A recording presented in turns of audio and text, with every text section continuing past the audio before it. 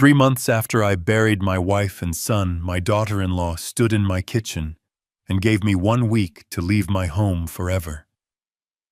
She smiled as she said it, confident that a grieving old man was no match for her ambition. She thought she had the will, the legal right, the perfect plan. What she didn't have was the one thing that mattered: the deed. Before you hear the rest of my story, please take a moment to hit the like button, subscribe to the channel, and let me know in the comments where you're watching from. The silence in the house had become a physical presence since the accident. It sat in the empty chair across from me at the kitchen table. It filled the space beside me in the bed upstairs. 3 months, and I still expected to hear Eleonora's humming as she watered her herbs on the windowsill, or the sound of my son Julian's heavy footsteps on the stairs. But there was only the low hum of the refrigerator and the ticking of the old wall clock counting seconds I no longer wanted.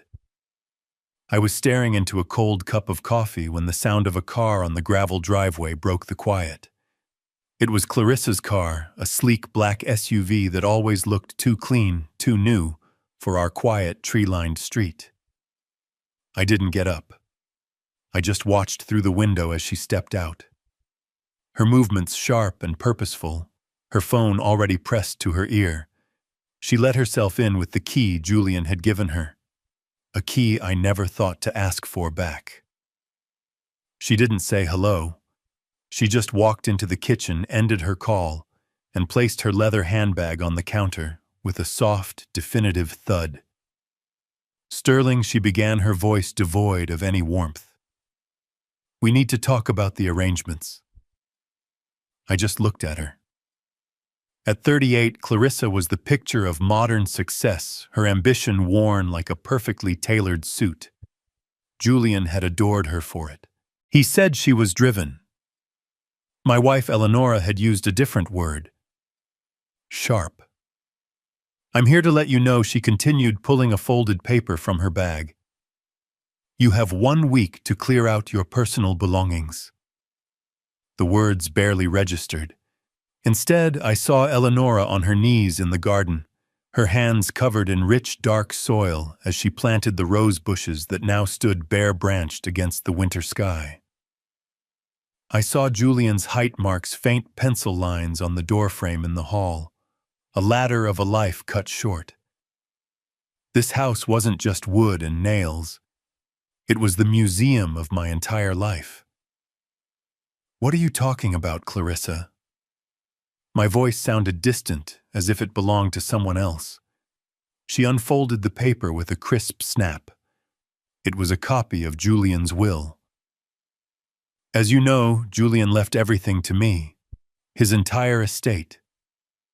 She tapped a highlighted line with a perfectly manicured nail. And that includes this house. It was legally transferred into his name 5 years ago, so it's mine now. I remembered that day clearly. It had been my idea, a way to simplify our estate, to give Julian a head start. Eleonora had been hesitant. Are you sure, Sterling? She'd asked, her hand on my arm. It feels so final. I had smiled and told her, he's our son, my love. We can trust him. The memory was a bitter pill. Trust. I had trusted them both. Clarissa continued, her tone brisk, as if discussing a simple business transaction. My new partner, Trent, will be moving in. We need the space to start our life together. I'm sure you understand. You can look into some of those senior living apartments downtown. A stranger's name in my home. A new life being planned over the ashes of my old one. I felt a cold knot tighten in my stomach, but on my face I let nothing show. For 3 months I had been the grieving father, the feeble old man. They had grown comfortable with that version of me. It was a role I could still play for a little while longer. I gave a slow, tired nod. All right, Clarissa, I said, my voice just a murmur. I'll start looking for a place. A flicker of triumph flashed in her eyes. She had won. It had been that easy. She gave a small, sympathetic nod that was more insulting than any argument. "It's for the best, Sterling. You'll be much more comfortable somewhere. Smaller." She picked up her handbag, the business of the day concluded, and walked out without a backward glance. The moment the front door clicked shut, the performance ended. The slump in my shoulders straightened. The grief in my eyes hardened into something cold and clear. They saw an old man broken by loss. They had no idea they had just been speaking to a retired civil engineer, a man who had spent 40 years building bridges and foundations, a man who understood that the most critical components are the ones you can't see. I walked into my study, the room that still held the faint scent of Eleonora's lemon polish. I didn't turn on the light. I knelt before the old steel safe hidden behind a row of engineering textbooks, spun the dial with a touch that was pure muscle memory, and swung the heavy door open. Inside, beneath insurance policies and old stock certificates, was a slim file. She had read the will. She had the title in Julian's name, but she had never read the original deed transfer document. An engineer is taught to build in redundancies, fail-safes, for every critical system, and 5 years ago I had built one into our final gift to our son. It was a single, elegant paragraph drafted by the best attorney I knew. A reversion clause. It stated in clear and legally binding language that in the event of the grantee's death preceding the grantor's full and unencumbered ownership of the property at 124 Willow Creek Lane would immediately revert to the original grantor Sterling Hayes. She thought she was kicking me out of her house. In reality, she was a guest in mine, and her checkout time was coming due. My hand was steady as I picked up the phone. I dialed a number I hadn't needed in years, but had never forgotten. "Barrett," I said, when the familiar no-nonsense voice answered. "It's Sterling. It's time. I need you to execute the clause." Barrett's office was on the 3rd floor of an old brick building downtown, the kind with floors that creaked with authority. The air smelled of old paper and freshly brewed coffee. He was a man who seemed to be made of the same sturdy materials as his furniture, solid oak and worn leather. He didn't waste time with small talk. The moment I sat down, he had the file open. "I pulled the original transfer documents from the county records this morning," he said, sliding a thick sheet of paper across his polished desk. His finger tapped a paragraph near the bottom. "Here it is. The reversion clause. It's ironclad Sterling. Not a single loophole. The language is clear. The notarization is perfect. The moment Julian passed ownership of the property, legally and automatically reverted to you." A breath I hadn't realized I was holding escaped my lungs. For the first time in 3 months, a piece of solid ground materialized beneath my feet. "So, it's mine." "It was always yours in this specific circumstance," Barrett corrected gently. "Clarissa is acting on a will that governs a property her husband no longer possessed at his time of death. Her claim is invalid." He took off his reading glasses and leaned back, his expression turning serious. "We can get the house back, Sterling. That's the easy part." He paused, his gaze steady. "But I have a feeling this isn't just about a house, is it?" The question hung in the air. He was right. It was about the coldness in Clarissa's eyes, the way she had dismissed my life's work as a temporary inconvenience. It was about Julian. Before the accident, I began my voice quiet. Julian called me a few times. He sounded strained. He mentioned financial pressure. He said Clarissa had some new ventures that were costing a lot more than he expected. I remembered the conversations, now fragments I had dismissed at the time as the usual stress of a young, ambitious couple. Julian's tired voice, the forced optimism. "It's fine, Dad, we'll figure it out." Barrett made a note on a yellow legal pad. New ventures. With whom? He mentioned her new business partner, Trent. Barrett wrote the name down, underlining it twice.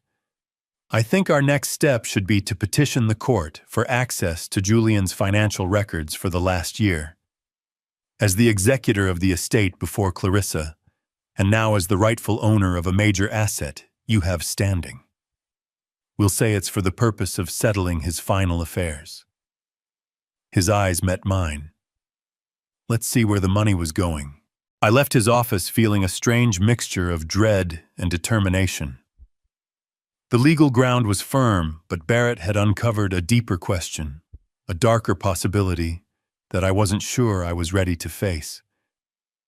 When I returned home, the house felt different, violated. Clarissa's black SUV was gone, but a white van with Apex appraisals on the side was parked in my driveway. Inside the scene was worse than I could have imagined. A young man with a tablet and a laser measuring device was standing in the middle of my living room, and Clarissa was directing him, her voice echoing with a proprietary tone that made my blood run cold. The living room is 22 by 16, she said, not to him, but loud enough for me to hear from the hallway where I stood frozen. We could knock this wall out, open up the whole space into the dining room. It would have a much better flow for entertaining. The appraiser nodded, tapping his screen. Open concept is very popular. Definitely adds value. I didn't say a word. I just stood there, invisible in my own home, listening to them redesign my life. Clarissa moved into the kitchen, her heels clicking on the tile Eleonora and I had laid one long weekend in the summer of '98. And this kitchen, she sighed dramatically. It's so dated. We'd need to gut it completely. I'm thinking Italian marble for the countertops, of course, and new appliances, stainless steel. She spoke of marble, but all I could see were Eleonora's hands kneading dough on the old butcher block counter, her face dusted with flour, laughing as she tried to teach a clumsy 5-year-old Julian how to roll it out. Every word from Clarissa's mouth was an act of erasure painting over my memories with her cold, expensive vision of the future. The appraiser finally packed up his gear and left. Clarissa saw me then, standing in the hall, and she had the audacity to smile. Just getting a sense of the property's potential, sterling. It's important to know what we're working with. I didn't answer. The conversation with Barrett played in my mind. Let's see where the money was going. She thought she was measuring walls, but I was measuring her greed. And I knew with the cold certainty of an engineer reading a blueprint that I would find its breaking point. The bank felt like a different country, a place with its own language of account numbers and routing codes, its own quiet, unforgiving laws. I walked in holding the court order Barrett had secured for me. It felt like a passport.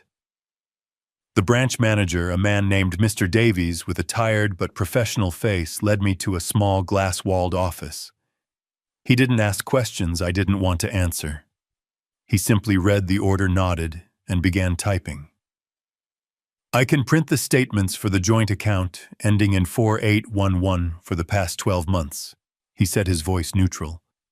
Will that be sufficient? That will be a start, I replied. He turned to the printer, and the machine began to hum, spitting out pages with a soft, rhythmic whir.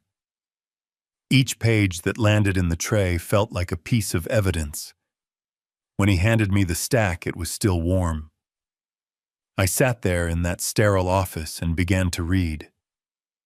The first few months were normal. Mortgage payments for their condo car insurance, grocery bills, the small, steady rhythm of a life being lived. But then 6 months before the accident, the pattern changed.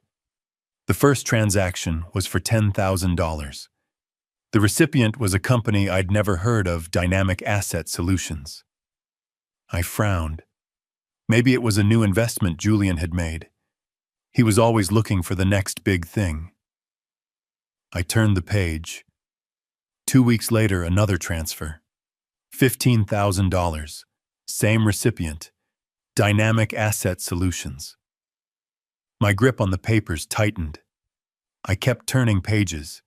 Every few weeks, another withdrawal. 7,000. 20,000.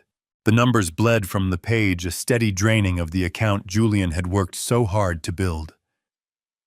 By the time I reached the final statement from the month before he died, over $80,000 had been funneled to that one unknown company. $80,000. A number that would have changed everything for them. A number that could have been a down payment on a small house, a college fund for a future child, a safety net. Instead, it had vanished into a company with a name that sounded like it was designed to mean nothing at all. My phone buzzed on the table, a sharp, intrusive sound. It was a text from Clarissa. I glanced at the screen. "Hope you're having luck finding a new place. The rental market is tough for seniors, I hear." I stared at the message, the casual cruelty of it, while the proof of her and Julian's financial bleed lay in my hands. The text wasn't a question. It was a taunt, a reminder that she believed she held all the cards, that she was in control. I didn't reply. I just took a slow, deep breath and turned my attention back to the statements. She was right about one thing. It was time for me to find a new place. A place on the offensive. I left the bank with the copies in my briefcase, the weight of the paper a cold, hard knot in the pit of my stomach. I didn't go straight home. I drove to the public library, the one place in town where silence felt like a comfort, not a threat. I found a quiet computer terminal in the back and began to type. Dynamic Asset Solutions. The search results were sparse.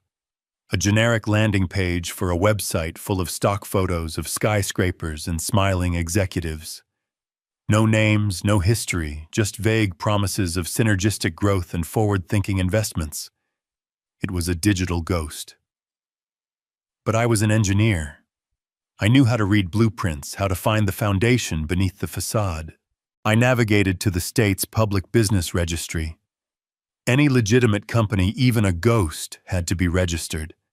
I typed the name into the search field and hit enter. A single result appeared. Dynamic Asset Solutions, LLC. My heart began to beat a little faster. I clicked on the link and the registration document filled the screen. It listed the date of formation just 8 months ago. And then I scrolled down to the section that mattered. Registered agent and principal owner. The name wasn't Clarissa's. It was a name I recognized from Julian's tired, frustrated phone calls. Trent Peters, her new partner, her business associate. The library faded away. The hum of the computer, the rustle of pages turning nearby, it all disappeared.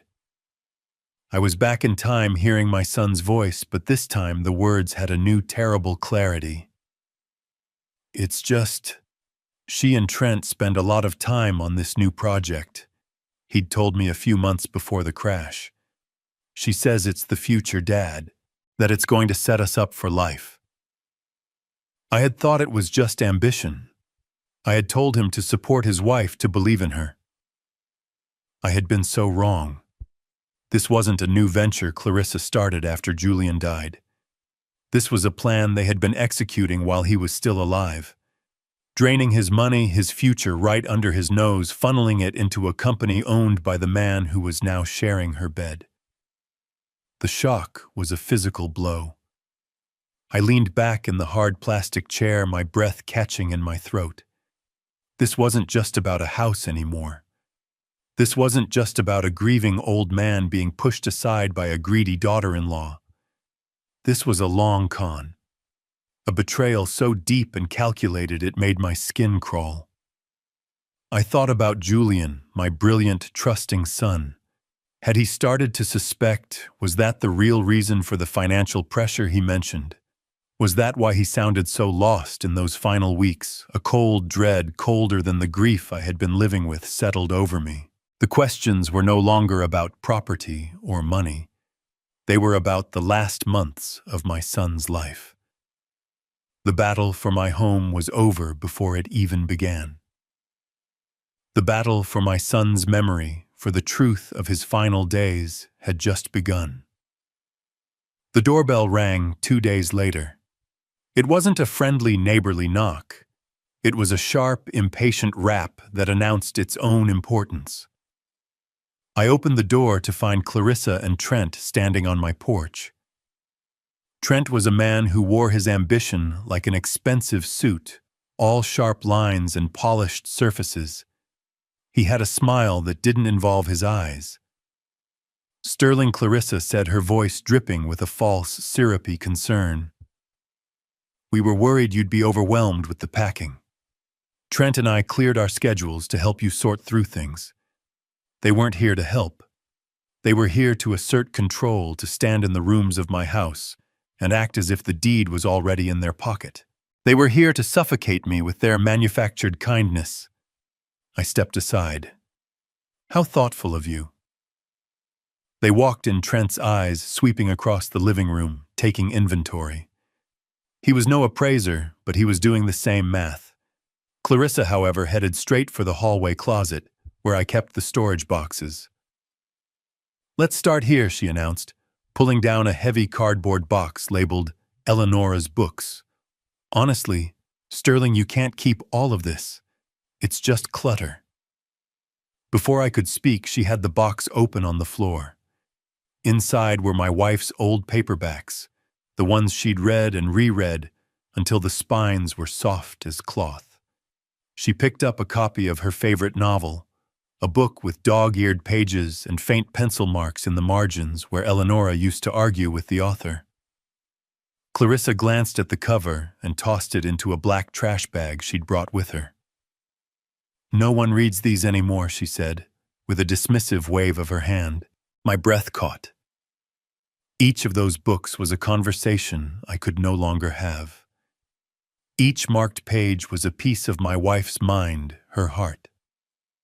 Trent joined her, picking up a small hand-carved wooden bird Eleonora had kept on her nightstand. "What's this thing?" he asked, turning it over in his hands.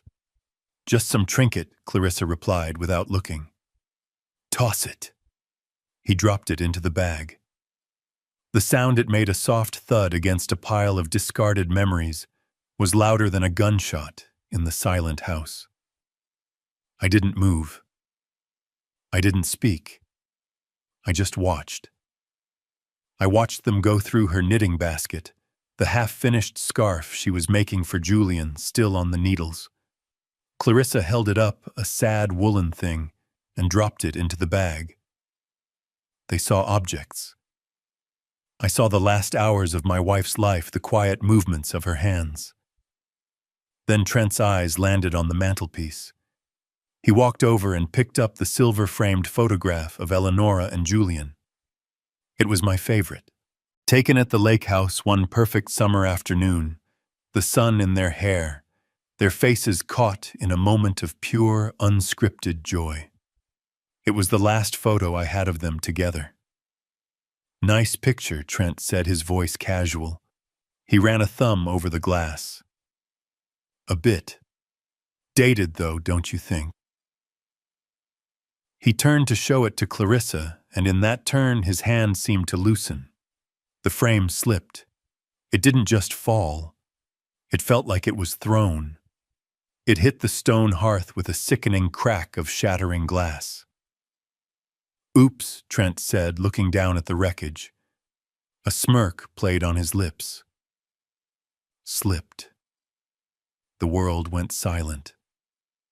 The ticking clock, the hum of the refrigerator, the distant sound of traffic, it all vanished. There was only the sound of my own heart, a slow, heavy drumbeat in my ears. They hadn't just broken a frame. They had shattered the last piece of the man who gave them the benefit of the doubt. They had taken a sacred memory and turned it into trash on my floor. I didn't yell. I didn't curse. The engineer inside me, the part of me that builds and calculates, took over. I walked past them, knelt on the hearth, and began to pick up the largest shards of glass. My hands were steady. There was no shaking, no hesitation. The heat of my grief had finally cooled into something hard and unyielding. Steel. Clarissa started to say something, a flimsy, pre-packaged apology, but the look on my face must have stopped her. I didn't look at her. I just focused on my task, carefully placing each piece of broken glass onto a newspaper I had laid out. I gently lifted the photograph itself. The corner was bent, but their faces, their smiles were unharmed. "We'll get you a new frame, Sterling." Clarissa offered, her voice uncertain for the first time. I finally looked up, my eyes meeting hers. "You can't," I said, my voice quiet, but it filled the room. "You can't replace what you break on purpose." They left soon after that. The air in the room was too heavy for their small talk. They left feeling victorious, I'm sure. They had pushed the old man, tested his limits, and he had done nothing but clean up their mess. They were wrong. As I held the picture of my wife and son, I felt the last of my sentimentality burn away. These people were not my family. They were invaders. The war was no longer about property.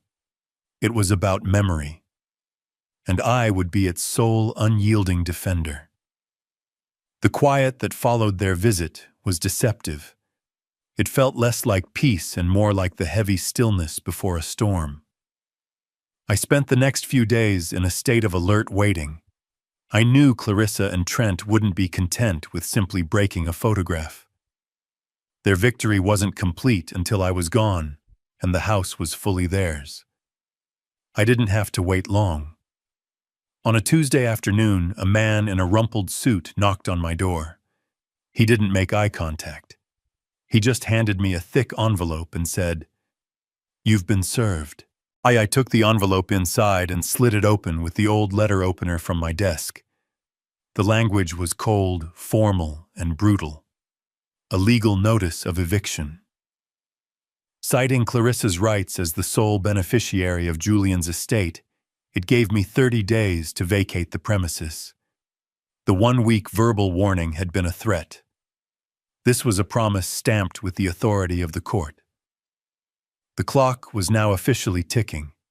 I didn't panic. The engineer in me saw the document for what it was, a calculated move, an escalation designed to intimidate me into submission. I picked up the phone and called Barrett.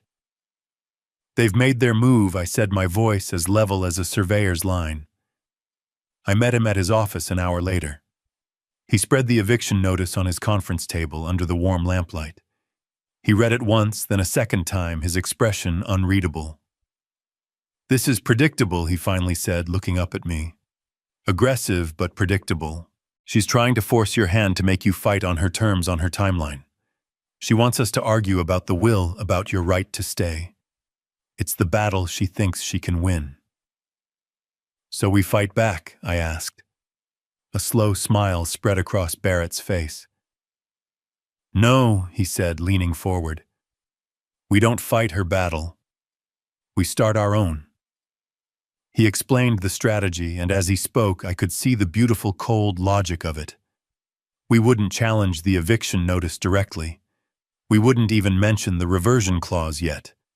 That was our trump card, and it was too early to play it. Instead, we would shift the entire battlefield. "We're not going to argue about the house," Barrett explained, his pen tapping a blank legal pad. "Not yet. We're going to ask the court a different question entirely. What happened to Julian's money in the months before he died?" He drafted the petition right there in front of me. It was a formal request to the probate court to freeze Julian's estate and compel a full discovery of his assets. The legal justification was clear and powerful: the $80,000 in suspicious financial transactions. To an unknown entity, Dynamic Asset Set Solutions, a company owned by Trent Peters. By forcing Clarissa to answer for those withdrawals, we would put her on the defensive. We were no longer talking about a grieving father clinging to his home. We were talking about a widow who had funneled a fortune to her new partner from her dying husband's account. I signed the documents. My hand didn't shake. For the first time, I felt like I was no longer just reacting to their attacks. I was setting the terms of engagement. I was building my own foundation. The petition was filed the next morning, and then we waited. The silence from Clarissa's side lasted for 2 full days. I could almost feel their confusion, their frustration. They had fired a cannon, and I had responded not with a shield, but with a quiet legal maneuver they had never seen coming. The call when it came was not to me. It was to Barrett. He called me immediately after. "Their counsel is displeased," Barrett said, and I could hear the satisfaction in his voice. He called it a baseless fishing expedition. He accused us of harassing a grieving widow. "What did you say?" I asked. I told him that our client is also grieving, and that he has a right to know why his son's life savings were transferred to his wife's new boyfriend's company.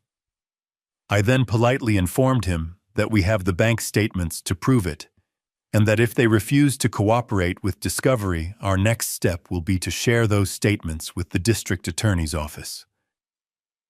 A long silence followed. Barrett continued. He said he would confer with his client, which is lawyer speak for, "I need to go tell them they are in much deeper trouble than they realized."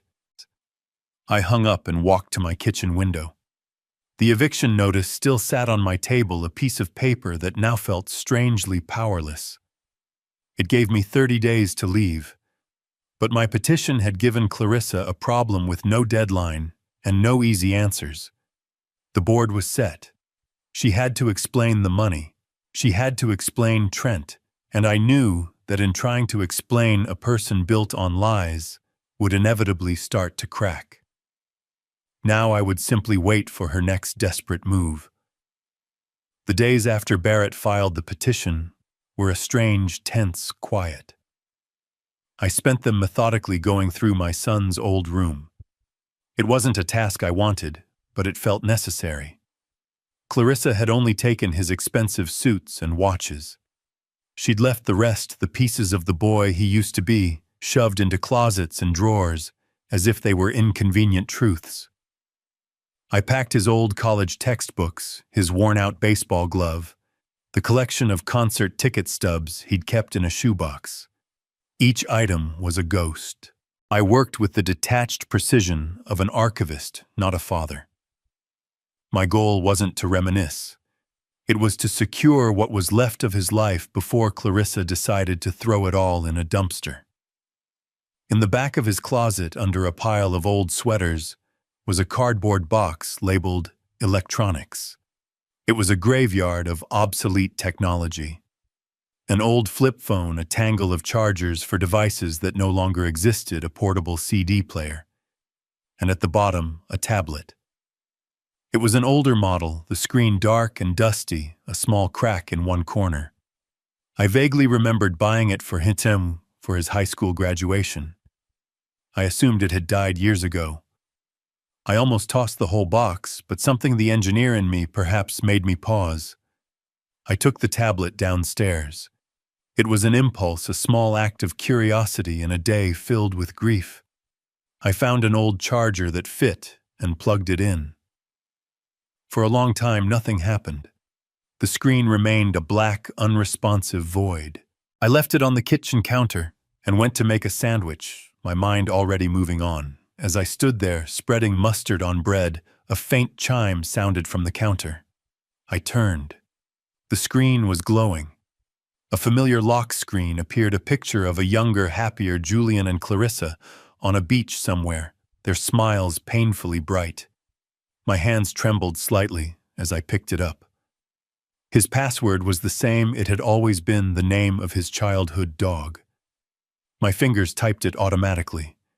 The tablet was slow lagging with the weight of old software, but it worked. The screen was cluttered with apps he no longer used. I didn't know what I was looking for. maybe nothing. Maybe I just wanted to see one last piece of his digital life. My thumb hovered over the email icon, and I tapped it.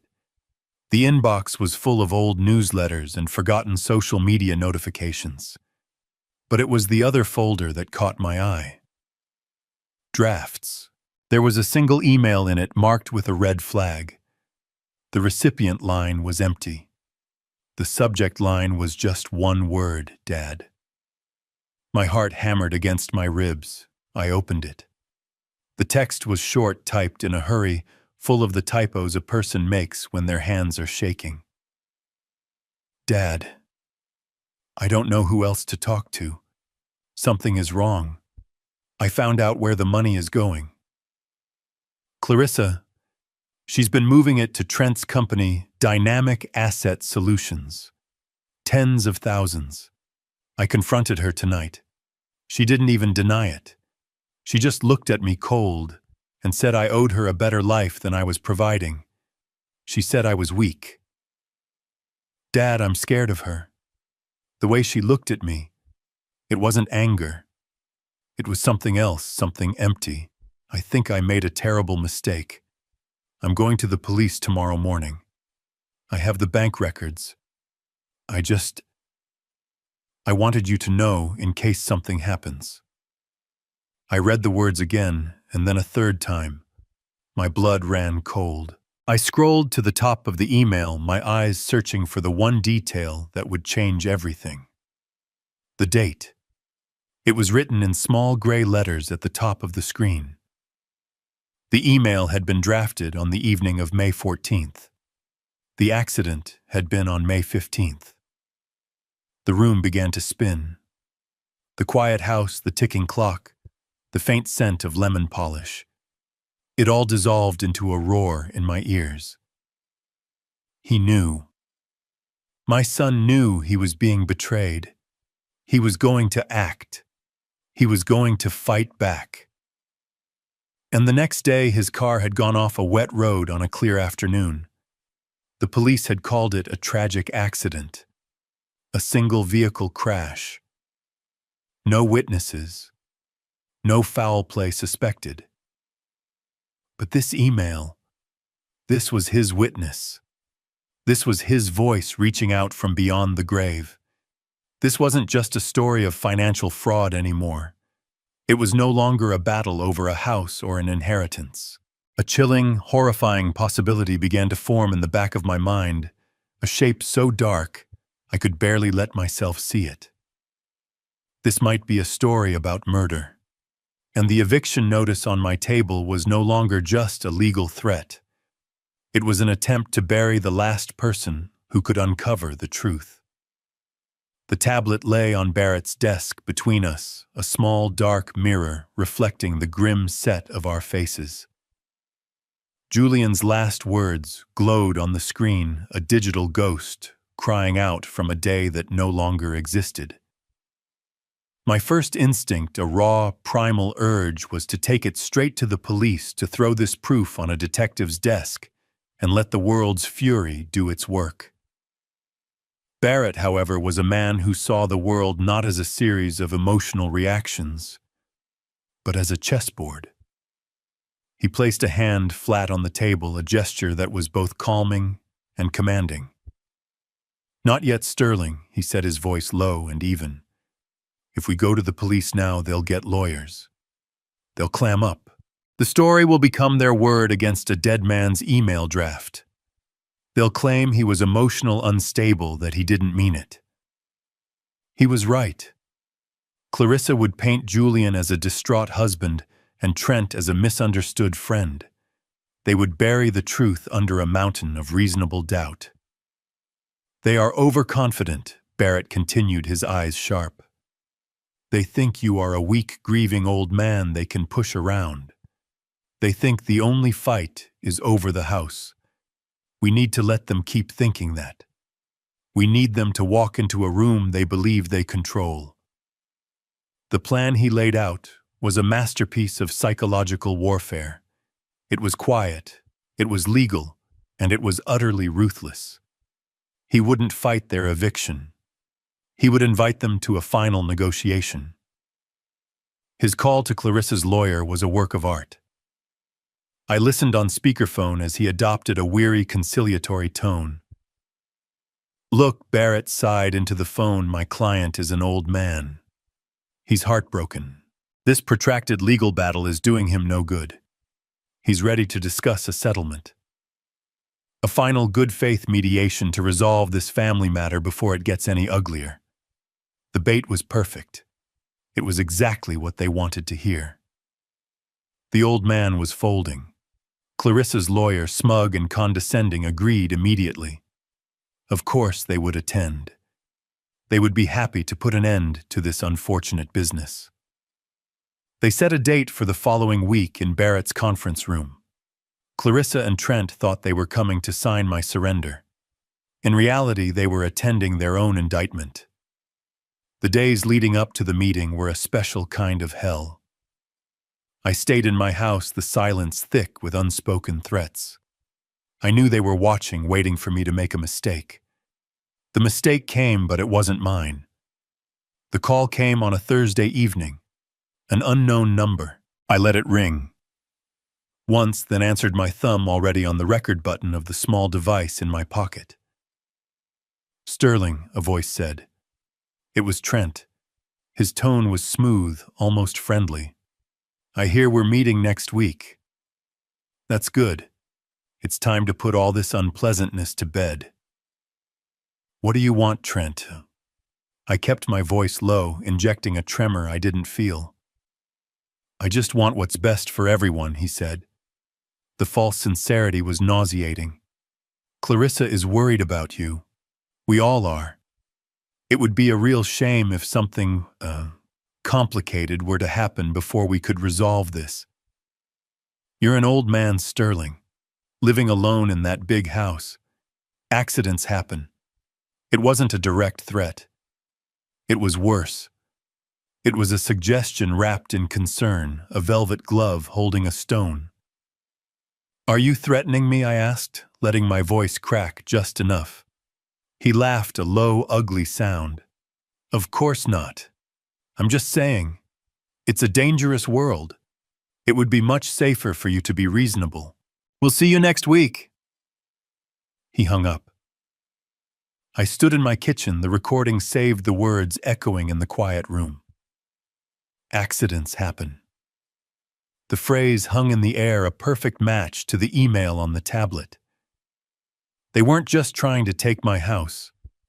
They were trying to erase me.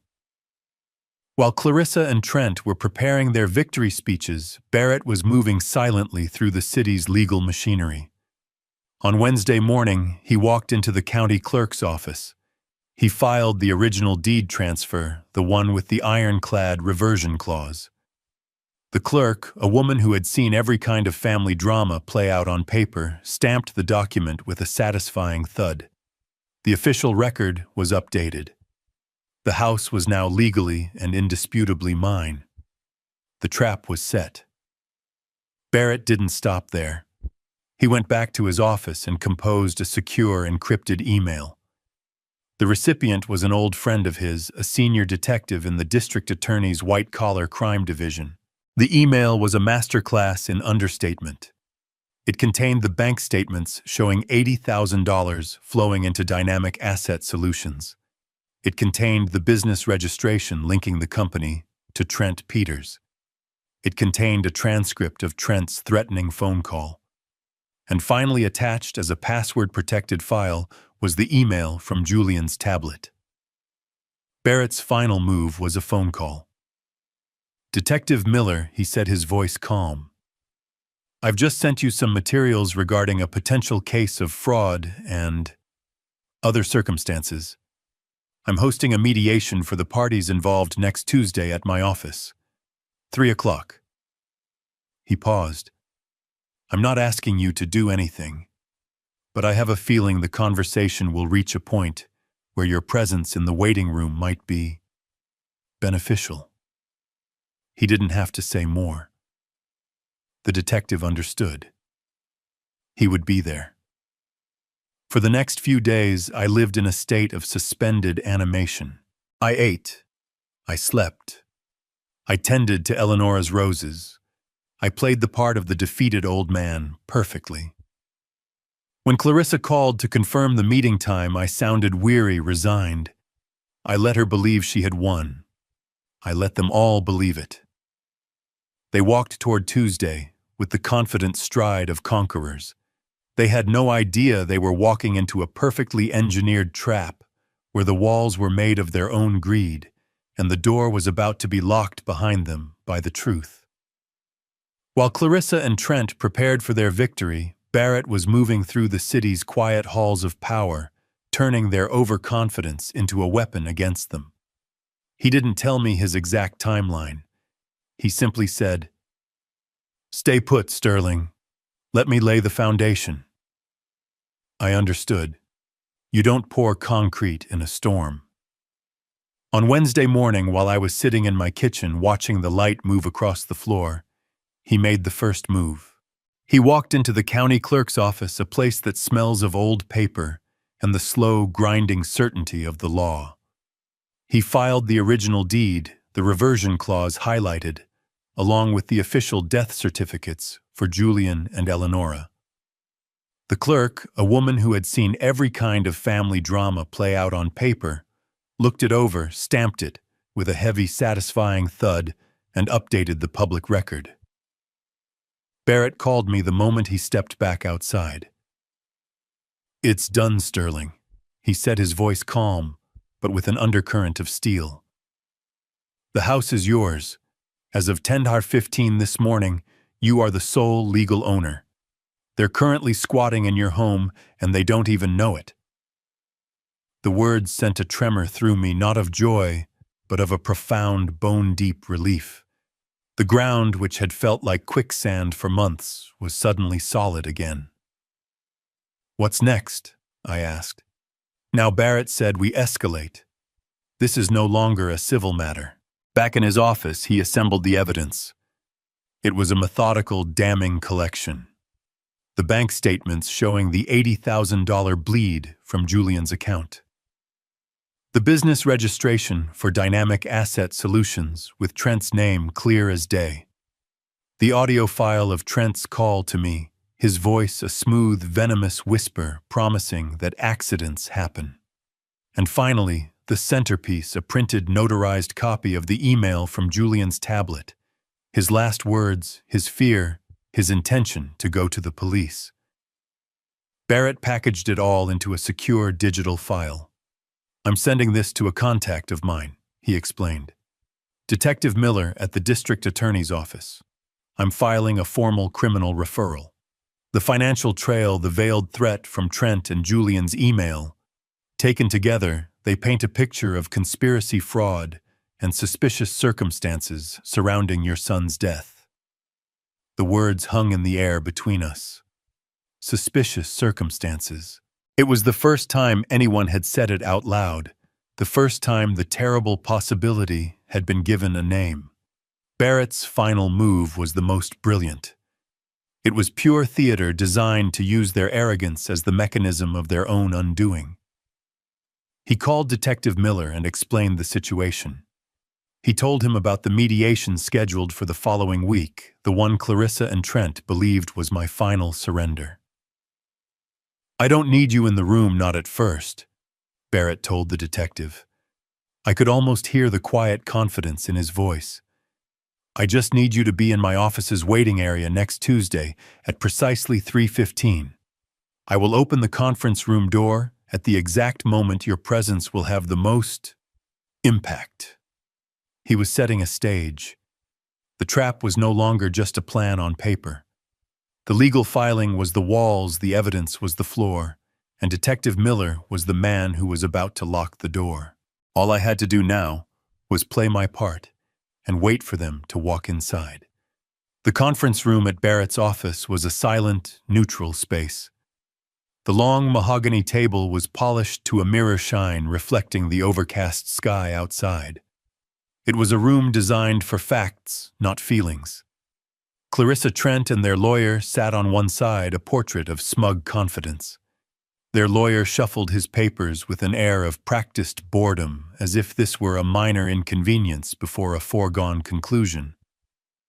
Clarissa whispered something to Trent, and he smirked. Barrett and I sat opposite them. I placed my hands on the cool wood of the table and kept them still. I felt a strange calm settle over me. For months, I had been a ghost in my own life, a shadow they moved around. Today, I was a man made of paper and proof, and I was about to become solid. Clarissa's lawyer began, his voice smooth and condescending. He laid out their case with practiced ease, citing Julian's will, Clarissa's legal standing as the sole beneficiary, and my own supposed frailty. He painted a picture of a loving wife trying to manage the complicated estate of her late husband, and a grieving father who was understandably confused and resistant to necessary change. He spoke of their generosity in offering me a place in their future. It was a beautiful, compassionate performance. It was also a complete lie. When he finished, he leaned back with a self-satisfied look, as if he had just checkmated me in 3 moves. Barrett let the silence hang in the room for a long moment. He didn't argue. He didn't raise his voice. He simply reached into his briefcase, removed a single crisp document, and slid it gently across the polished table. It came to a stop directly in front of their lawyer. Unfortunately, Counsel Barrett said, his voice quiet, but carrying the weight of absolute authority, the will is irrelevant to this particular asset. As you'll see from the original deed of transfer, a reversion clause was in effect. A clause my client, a meticulous engineer, insisted upon. He paused, letting the words sink in. Upon Julian's death, ownership of the property at 124 Willow Creek Lane reverted immediately and automatically to the original grantor, my client. He then placed the newly recorded deed, stamped just last week by the county clerk, on top of the first document. This is the current legal title. The house belongs to Sterling. It has in fact belonged to him for the past 3 months. The color drained from Clarissa's face. Her mouth opened, then closed. Trent's smirk vanished, replaced by a look of stunned disbelief. Their lawyer picked up the document, his eyes scanning the legal language, searching for a loophole that he knew in that sickening moment did not exist. "This is impossible," Clarissa finally stammered, her voice rising. "This is some kind of trick. It's forged. You can't do this." She was about to launch into a tirade, her face contorted with a rage that was finally beautifully real. But then I spoke. I didn't raise my voice. I didn't need to. I looked directly at her, past the anger, past the greed, and into the cold, empty space where her conscience should have been. "Clarissa," I said, and the room went still. This was never just about the house. As the words left my mouth, the conference room door opened silently. A man in a plain, unassuming suit stepped inside. He didn't look at them. He looked at Barrett. Barrett picked up a second, slimmer folder from his briefcase. "Detective Miller," he said, his voice clear and formal. "Thank you for coming." He handed the folder to the detective. "You'll find inside a copy of an email drafted by Julian Hale on the evening of May 14th, the day before he died. In it, he states his intention to report his wife, Clarissa Hale, and her business partner, Trent Peters, to the police for financial fraud." The last of the color drained from Trent's face. Clarissa looked as if she had been struck by lightning. She stared at the detective, her mouth agape, the word impossible dying on her lips. Detective Miller took the folder and flipped it open. He glanced at the first page, his expression unchanging. Then he lifted his gaze and settled it on Clarissa and Trent. The air in the room became thick, heavy, impossible to breathe. "Mrs. Hale," the detective said, his voice calm, but with an edge that cut through the silence. "Mr. Peters, I'll need to ask you a few questions regarding the events leading up to Julian Hale's car accident. It was in that moment that they finally understood. The nightmare wasn't losing the house. The nightmare was just beginning. They weren't facing an eviction. They were facing a homicide investigation. The truth had finally walked into the room, and it was wearing a badge. This story teaches that true strength lies not in loud arguments, but in quiet preparation. When faced with betrayal, especially from family, the most powerful response is calm resolve. By documenting everything and setting firm boundaries, you can reclaim your dignity and ensure justice prevails on your own terms. If you enjoyed this story, please like this video, subscribe to the channel, and share your thoughts in the comments.